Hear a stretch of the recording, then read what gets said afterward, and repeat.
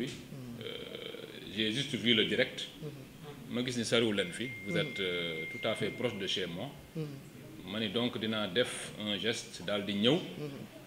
bokk ko ak yéen parce que li ngeen di def nii une offensive pour le triomphe du projet man je vis pour le projet donc mënu leen nekk à 1 kilomètre de chez moi di wax lii te ñëw ma teewee ko j'aurais pu ne pas prendre la parole mais dama ni ñii li ñuy def nii lu ama am solo la luñ ci mën nañ ko def ñëw teewee ko parce que moi je me définis comme étant un combattant du projet bi kese moo ma ñor moo leen ñor yéen it aussi donc mënumaa seetaan lii ngeen di def te du ma ñëw teewee ko lii ngeen di def nag li tax ma gën ci bëgg mooy ça participe de ce que j'appelle l'accompagnement nécessaire du projet ñu bëri ci Pastef dañu réere mbir ni projet bi bañ ko démarré bi ñu jëlee réew mi loolu rek doyul pour que projet bi àgg projet bi loo xam ne la dañ ko war a ñag gunge ko et aujourd'hui ce que vous êtes en train de faire li ngeen di def nii ci la bokk gunge projet bi mooy fexe ba nga xam ni parce que jël pouvoir bi rek benn moyen la li ñu digoon sénégalais yi mooy yóbbu leen ci beneen Sénégal ce Sénégal là nag pour nga yegg fa il faut nga am benn accompagnement appareil politique l'appareil politique étant multiforme c'est soit un parti soit un ensemble de partis soit un ensemble d'organisations ci loolu nag defe naa seen grande offensive bi ça entre en ligne de compte il faut que ñu gunge projet bi nag man je considère que ba léegi y a beaucoup de patriotes yu jàpp ni dañoo war a rek dem liggéeyi ku ne dañ lay jox une position de travail nommé la nga dem liggéeyi pour man loolu erreur la bu ñu la nommé aussi war ngaa def sa liggéey waaye it acteur politique nga bés boo ko fàttee parce que li ñu indi à la tête de ce pays c'est la politique moo ñu fi indi am na ko fi wax sànq defe naa oustaz la wax ni c'est un combat de l'opinion en politique tout est question de perception mën nga di liggéey kële toog na le loo wax wala loo def mu xëpp ci mu présenter ko d'une certaine manière ba nit ñi jàppee ko neneen or kii dem di voter ji wala ki lay wekk wala ki lay respecter wala ki lay bëgg moom ci perception bi rek la lay bëggee aujourd'hui il faut que ñun ñu liggéey ci li nga xam ne mooy perception bi nit ñi di am ci ñun loolu moo tax nag li ngeen di def nii bu ko kenn xeeb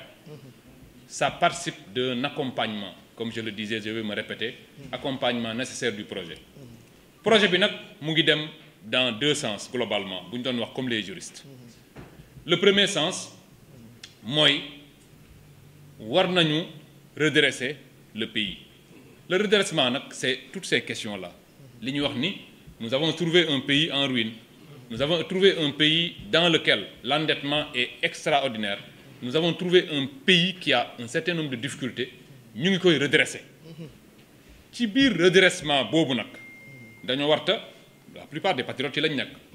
ñi ñu nommé ci lañ nekk on te nomme ministre on te nomme directeur général on te nomme loolu yëpp ci ngay nekk dans cet effort de redressement du pays ñëpp a ci nekk maintenant beneen fànn bi mooy non seulement il faut redresser le pays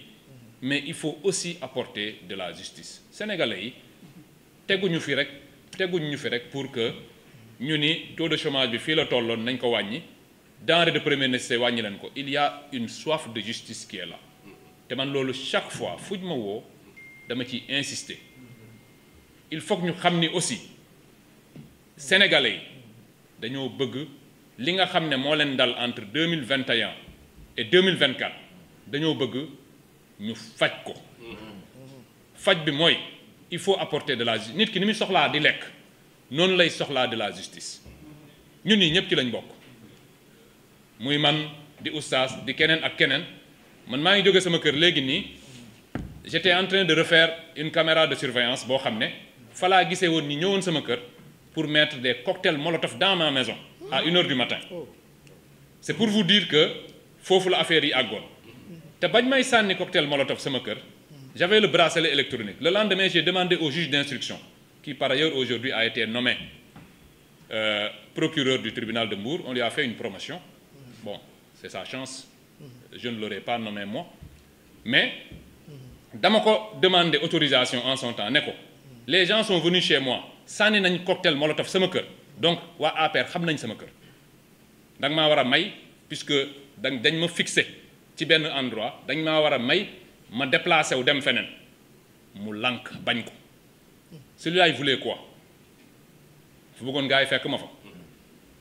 C'est ce genre de choses-là c'est-à-dire que cet impératif de justice man exemple laa ci rek ak keneen ak keneen ak keneen mais les Sénégalais ont besoin de cette justice-là il faut qu'on leur rende justice te damay gis waa APR ils commencent déjà à prendre peur mais lii ce n'est que le début du commencement nous ne sommes que sur les questions financières mais li nga xam ne mooy la véritable justice ak seegul parce que am na ñoo xam ne ba léegi kenn déggu leen ñu tudd leen. L'ancien ministre de l'Intérieur, le ministre de la Justice de l'époque, Ismaïla Madior Fall, on a parlé de lui uniquement pour de petites questions financières. Moo ko defu ko, c'est pas mon affaire. Man je ne l'aurais pas poursuivi sur ces questions-là. Aujourd'hui, kenn tudd leen, mais ces gens-là avaient organisé un système de répression et de rafle des Sénégalais. Sénégalais yu bari fii lañ leen jàpp. Des Sénégalais ici ont été enlevés, assassinés. Am na ñoo xam ne dañ leen a jàpp am na ñoo xam ne fii manifestation on les a tués au vu et au su de tout le monde. Ce côté-là boobu phase ñëwagul. Nous ne sommes que sur la petite phase mooy des questions financières des questions de détournement nga xam ne sax ñoom ñoo ko defoon. Le rapport Covid-19 ñoom ñoo ko defoon Macky Sall moo ko defoon ah. Bon pensant que certainement du fi mës a jóge donc ñu def ko noonu rek pour amuser la galerie c'est sur cette base dañu poursuivre un certain nombre d'entre eux bu ñu paree ci yooyu ces questions-là il va falloir aller sur les questions purement de crime de sang yooyu foog ñu àgg ci mënuloo nekk dans un pays ñu rey ci 80 personnes mënuloo nekk dans un pays ñu gaañ ci des centaines de personnes mënuloo nekk dans un pays ne serait-ce que pour les milliers de personnes yi nga xam ne dañ leen a jàpp te defuñu dara loolu ngeen yaakaar ni dañ war a bàyyi noonu rek non waaye nañ jéggalante non ça il faut en tirer toutes les conséquences pour mu bañ a tee am ab réew noonu lay doxee Sénégal bu ñu bëggee dépasser loolu bu ñu bëggee ëllëg keneen ku fi nekk ci dëkk bi nga xam ni lii kat bu ma ko defee dinañ ma ci topp y compris pour le magistrat bi nga xam ne moo ko tey jàpp la tëj la te xam na ni defuloo dara il faut tirer les conséquences de tous les actes c'est comme ça que les pays avancent il faut tirer les conséquences de tout ce qui a été fait loolu nag pour ñu def ko on a proposé un certain nombre de choses dëkk bi il faut changer je pense qu'on est en train d'aller vers des réformes mais des réformes très très profondes réformes profondes yi nag je pense que wax nañ ci waxu l'OFNAC il faut changer parce que c'est le siège actuellement de l'enrichissement illicite ñii nii ils sont tellement forts que ay enquête taxul nga jàpp leen enquête taxul nga jàpp leen parce que un vrai bandit qui réfléchit bien mënoo koo jàpp ci ay enquête waaye li nga xam ne kenn mënu koo nëbb mooy am maanaam ba ngay jël nguur gi yoruloo dara ñu jékki-jékki en 2 ans ñu gis ni yow kat jóge nga ci yoroo woon dara léegi tu es milliardaire ñu laaj la foo jëlee say milliards loolu yomb na ku ne te loolu mooy enrichissement illicite loolu kenn mënu ko fee def tant que ñu ngi ci système actuel bi OFNAC moo la ñu war a lancer li ñuy wax procédure d'enrichissement illicite bu ko keneen lancer OFNAC mën na ko arrêter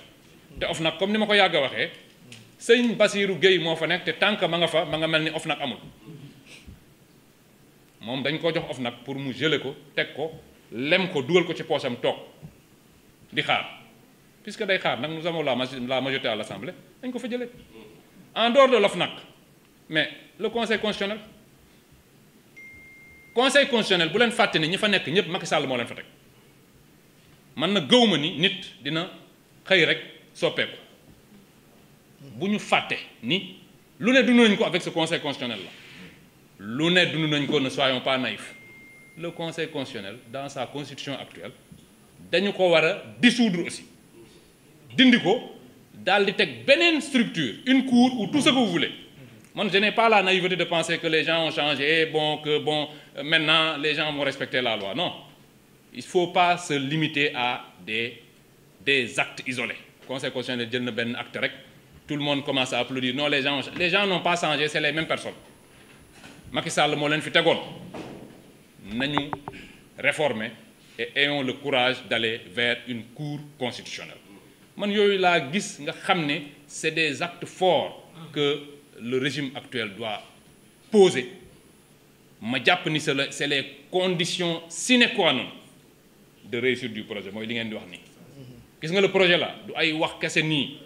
il faut de la stratégie. Dafa am ak acte yoo xam ne foog ñu teg ko avec courage et détermination. Loolu moo ñu yóbbu vers de véritables changements. Mais bu ñu fi toogee nii rek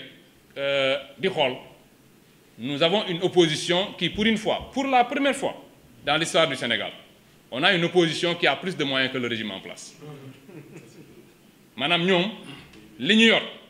moo ëpp li régime bi yor. Maanaam ñun nous n'avons que nos salaires. Parce que ñun moom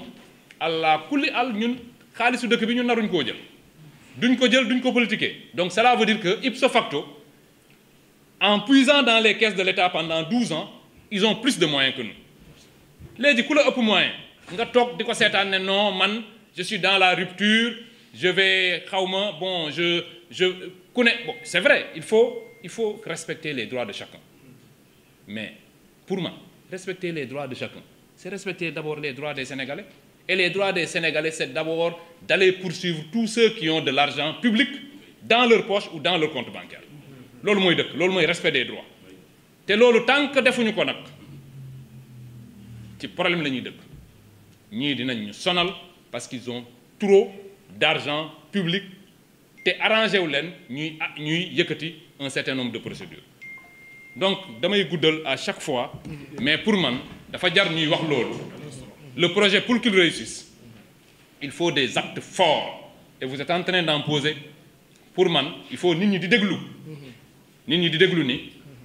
il faut qu'on aille vers des actes forts. Une véritable rupture, mais une rupture assumée. Gis nga ñii nii ce pays détermination moo ñu ciy génne. Radicalité moo ñu ciy génne. Parce que loolu moo tax ñu jël dëkk bi. Si Sonko n'était pas un radical, heure bii du ñu yor dëkk bi dañoo taxaw Macky Sall yëkkati tout ce qu'il avait jëmale ko ci kaw Ousmane Sonko il a fallu que ñu taxaw ci wetam ne ko jàmbaar lii radicalité rek moo la ciy génne. may gis parfois naan gars yi naan non pourquoi vous êtes yow da nga radical man mais moi je suis pas radical par rapport ak Sonko radicalité moo ñu ci mën a génne. Et puisque nous avons conquis le pouvoir en étant des radicaux, il faut le gérer dans la radicalité. C'est-à-dire que li nga xam ne ci lañ jëm te muy dëgg nag ñu xam ne lii dëgg la ñu jëm ci avec détermination. Loolu moo ñuy permettre ñu génn ci face à ces gens de cette nouvelle opposition. nga xam ni ñun nous avons tous les moyens quand même de ramener de l'ordre dans ce pays. Il faut ramener de l'ordre. Et l'ordre, c'est que Sénégalais bu ne bu fekkee dañoo violer say droits nga mën a taxaw justice taxawu la. Et à cet égard damay lancer un appel. Je parle souvent à mon ami Azoura. Voilà une victime parfaite du régime de Macky Sall. Azoura, je le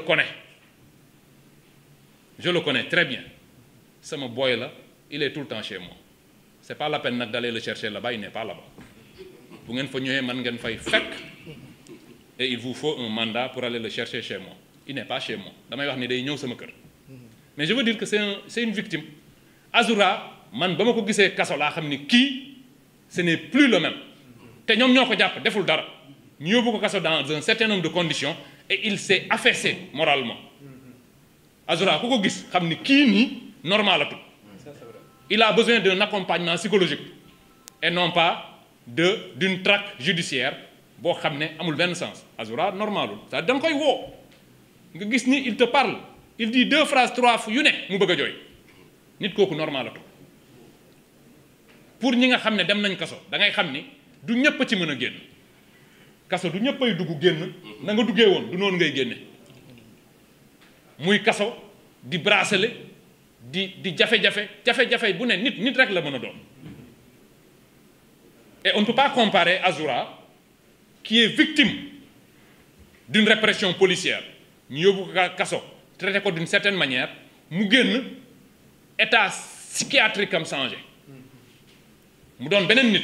ñu naan non moom mais Azoura dina saaga koo xam ne ci ñun la bokk bu wéroon il faut arrêter ça. Donc bokkul te la justice prévoit ce genre de cas. La justice prévoit ceux qui sont passibles d'une sanction pénale et ceux qui ne sont pas passibles d'une sanction pénale. boo fi romboon nit ñi y a des gens yoo xam ne ils ont une certaine irresponsabilité pénale du fait de l'altération momentanée ou permanente de leur faculté mentale te Azoura ci cas boobu la nekk. Donc damay wax ni yooyu yëpp c'est des choses yoo xam ne avant ngay jël justice di dali ci kaw nit koo xam ne mais au lieu ñuy jëli Azoura mais les 80 morts yi fi am mais ñi leen rey ñu ngi fii ci dëkk bi les nervis yi APR jëloon ñu dal suñu kaw dañoo dee ñu ngi fii ci dëkk bi di dox di dem di ñëw waa APR yi nga xam ne ñoo leen joxoon ces institutions là ñu ngi fii di dem di ñëw l'APR est là son siège est là fa la nervis yi doon dugg ñu doon leen gis ñun ñii man je gérais la sécurité d'Ousmane Sonko nervis yi dañuy romb ñu topp leen ba ñu dugg biir APR loolu yëpp mu ngi fii ci dëkk bi ñu naan non dem leen topp kii parce que dafa saaga nit ñi rey nit ñi ñu ngi fii di dox ci nit ñi ci biir nit ñi le Sénégal vous yéen ñii di dox da ngeen di croiser les assassins ñu ngi nii ci suñu biir kenn jàpp leen xanaa rey nit moo gën a garaaw saaga nit nañ jàppi ñi nga xam ne ñoo rey nit ñi. gis naa waa APR ñuy publier d'ailleurs loolu sax c'est pour dire que je suis proche de Azoura mais man ak moom dañuy voilà on est très proche. Le geste que j'ai fait c'est juste un geste de nu mu tëddi un geste de tir mais loolu je le fais avec lui parce que daf ma doon tooñ di ma mbalak am lu mu may wax noonu je fais ce geste là à son égard je savais même pas qu'il filmait et il a filmé ça descend sur les réseaux sociaux ñu commencé casse un geste de tir xanaa tir bi ci boppam dem leen wari tir bi y a des gens ici Sénégal fii ñu wane leen ñu tiim doomu jàmbur buy dund viser ko tirer ko rey ko boobu ba léegi déggoo waa APR di ko kaas mais vous voyez un Waly Diouf Bodiang bu jël baaraamam def nii ngeen bëgg cee wax di ci bind alors que yow gis nga une vidéo dans laquelle un Sénégalais tue un autre Sénégalais. Donc il faudrait qu'on revienne à l'essentiel. Pour moi, j'ai été un peu long. Pour moi, il faut revenir à l'essentiel, aux fondamentaux. Un État, il fonctionne à partir de règles. Juste tant qu'on a peur d'appliquer la justice dans sa plus grande rigueur, on ne changera pas ce pays. te man loolu laa gëm man li ma gëm mooy ku fi def loo warta def nañ la teg ci yoon ak koo mënti doon. Or aujourd'hui malheureusement mais il y a au minimum 80 assassins qui sont dans la rue et qu'il faut prendre. Donc yooyu laa gëm. Je vous remercie encore une fois de m'avoir donné la parole. Merci beaucoup Oustaz. Je suis content de vous rencontrer. Merci.